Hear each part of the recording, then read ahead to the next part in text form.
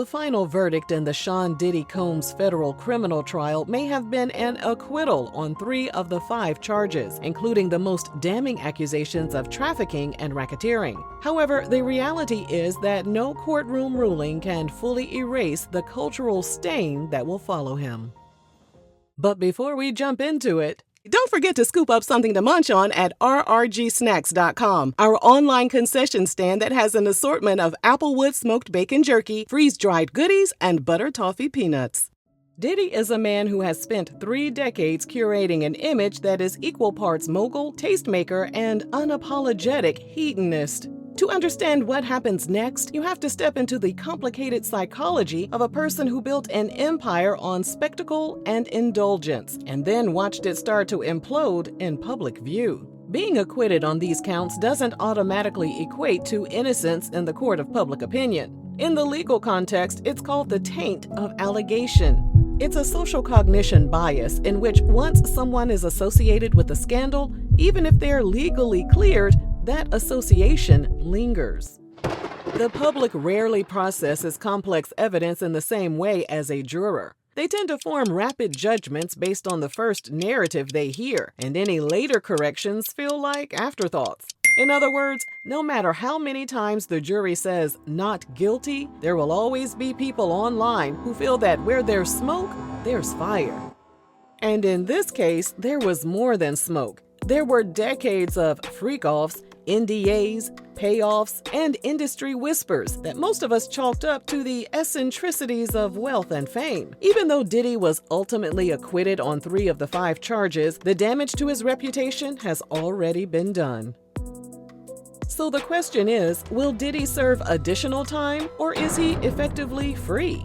Legally speaking, the 2 counts he was convicted on, transportation for the purpose of prostitution under the Mann Act, carry potential prison sentences, but the maximum of 10 years per count is rarely imposed unless the conduct was particularly violent. Because he was acquitted of sex trafficking and racketeering, prosecutors may not be motivated to push for the harshest sentence. There is also a likelihood that he will argue for time served, house arrest, or probation. His legal team's entire brand is turning worst-case scenarios into manageable PR setbacks. And don't forget the deep pockets that have historically smoothed over many of his past problems.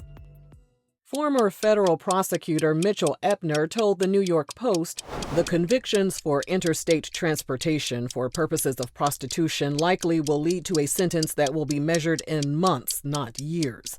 The starting point under the U.S. sentencing guidelines will be a sentencing ranging of 15 to 21 months.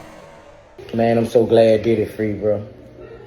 You know, the reason is because I'm tired of seeing us black moguls get took down like that, bro. And I'm tired of seeing us black people go against us black moguls like that. If he was white, they would have had so many white people out there protesting for this man losing his life behind a relationship, you know. Shut your ass up, Boosie. You animated grasshopper. Don't you got some kids to take care of or something? Even if he avoids more prison time, Diddy is standing in the ashes of his own mythology. The next few years will reveal whether he is capable of confronting the real demons behind his persona, and what will happen to his career in the public eye. He will likely lie low, release a statement, let the public attention drift to the next scandal, and then slowly rebuild. Diddy's team is probably already building his new narrative about lessons learned, new chapters, and focusing on his family. Will he chill with the freak-offs and the wild parties? Some online users hope he will finally sit his ass down somewhere. Yeah, and I wanna. But history suggests that is unlikely. For someone like Diddy, who has arguably never known a life without constant stimulation, excess, and control over others, a quiet and peaceful life might feel intolerable. The compulsion to return to his freaky lifestyle is where the real risk lies. Because there's a strong possibility that he will interpret this verdict as proof that he is untouchable. If that happens, the next implosion is almost inevitable.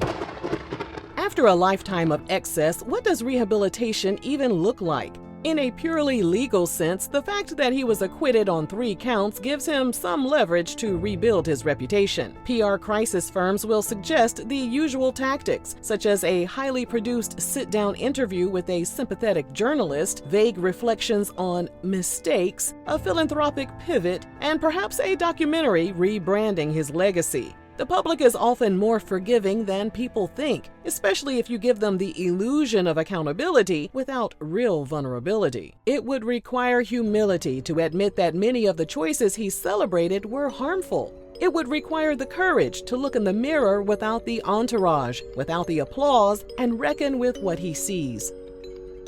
The irony is that if Diddy were to simply vanish into obscurity, it would almost be easier for the culture to move on. But he is not the type to retreat. He has never been content to fade quietly into the background. Even after his homes got raided, he was still posting on social media like he didn't have a care in the world. It might be safe to say that he's addicted to the limelight, even if the attention he receives is negative.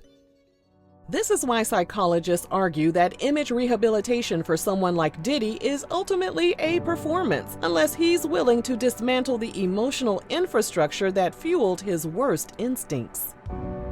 For many people, the verdict did not feel like exoneration. It felt like a compromise, proof that the system can occasionally check the powerful but never fully hold them accountable. That tension will follow Diddy long after the sentencing phase concludes. Even if he avoids prison, the court of public opinion has already rendered a more complicated judgment that he is no longer the untouchable icon he once was.